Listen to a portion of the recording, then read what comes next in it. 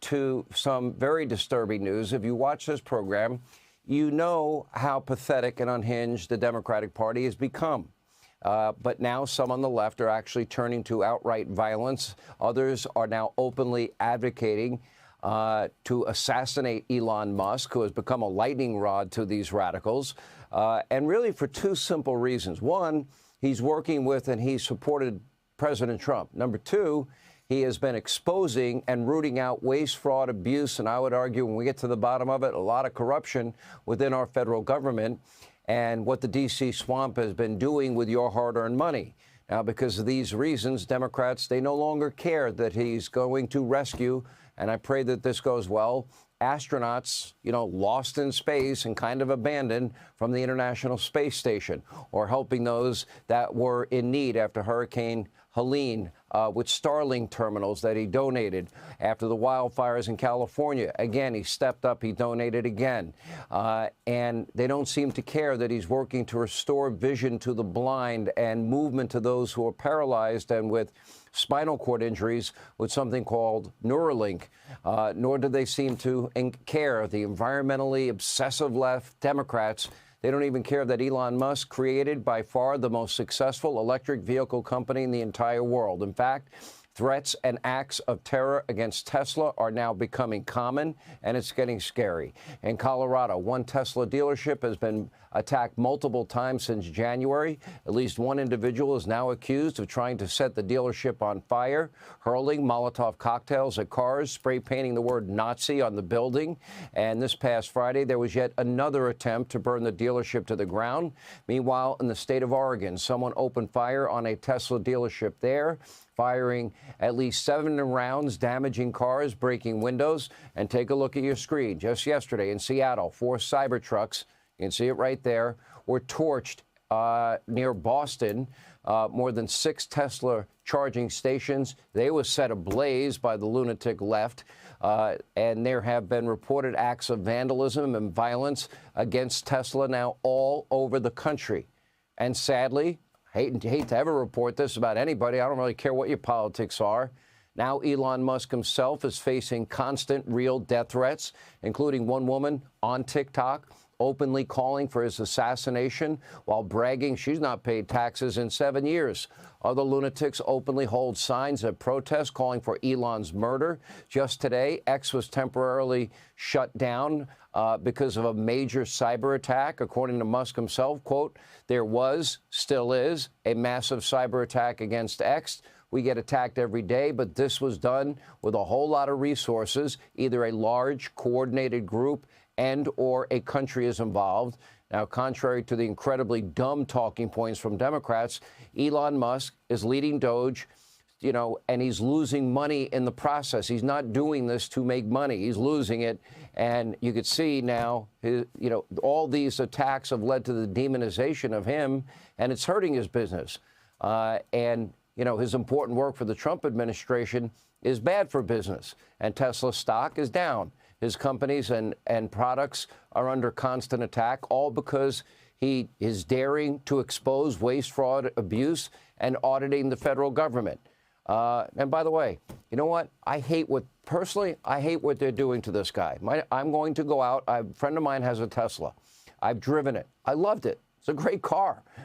And I just frankly want to support someone who's given up an awful lot to help our president, help our country, save us a ton of money, and get us on the right track. And by the way, according to Kelley Blue Book and others, Tesla is the single most American-made car in the world. In other words, more American part, over 80% of the car is American-made. Those are American jobs. All these lefties attacking the Tesla, they're going to lose high-paying career jobs for people. And as I said last week, the Democratic Party is completely soulless in spite of Hakeem Jeffries. We've got him on the run. We'll get to that later in the program. Now, we witnessed this last week when Democrats, they wouldn't stand for mothers that lost their children, or a 12-year-old young man that survived cancer, or the wife of a law enforcement officer that was killed, or a young man that lost his father and is now going to West Point. They couldn't bother to stand and clap for any of them. And whether or not you like Elon Musk, he's right about simple truths and a simple fact. The United States, our country, is spending itself into oblivion. We will not survive as a country if we keep spending like this. We keep robbing from our children and grandchildren. And this is your money. And the average American makes $66,000 a year, and they're spending and wasting hundreds of billions of your dollars. Keep in mind, the federal pre-COVID budget was $4.5 trillion. It is now over $6 trillion after Biden's wild 4-year spending spree. Now, think about that. The pandemic's long been over. Spending levels never went down under Joe and Kamala. Now, that brings us to a Hannity investigation into what Joe and Kamala were doing with your money. Let's start with Stacey Abrams. She apparently was granted a $2 billion contract to buy energy-efficient appliances for low-income Americans. Take a look.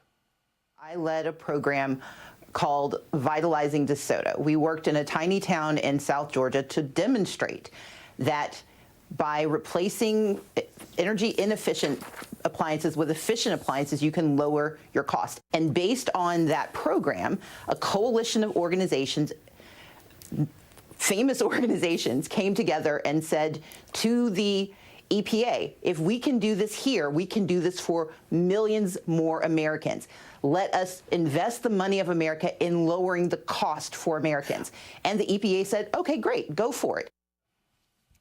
Now, sadly, that is only the tip of the iceberg. For example, Biden's $1 trillion American Rescue Plan spent almost no money on COVID recovery, instead cheated, and created this giant slush fund for state and local governments, including billions for California and New York and other deep blue states. Billions went to housing illegal immigrants that they allowed unvetted into the country.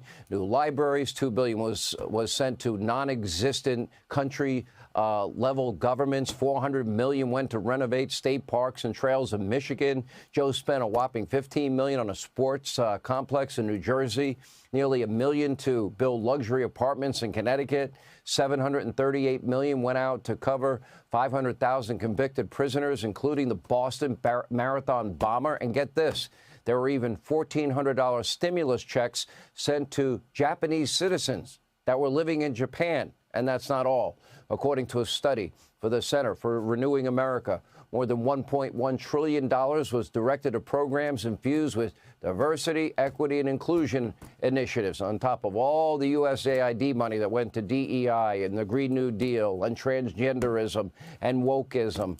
I mean, this is madness. We could spend all night talking about trillions of wasted taxpayer dollars, your money, that Joe and Kamala burned through in the worst imaginable ways, causing inflation, high taxes, economic suffering, and yet Democrats are violently angry with Elon Musk for trying to identify this waste and abuse to save our country from what would be economic doom down the line. They're, of course, insane. And by the way, they're not just angry at Musk. Anyone connected with Donald Trump faces an angry, left-wing, radicalized mob. And, of course, this includes the vice president and even his young family. Take a look at this. Ma'am, look at my 3-year-old daughter now. And I told you, I talked to you for 5 minutes. And now, I did not agree to have my 3-year-old to have people run around and yell at her. And I did talk to you. And I had said, if I talk to you for a few minutes, will you leave my 3-year-old daughter alone? And you said yes. So I'd like you guys to respect that. Okay. Thank you.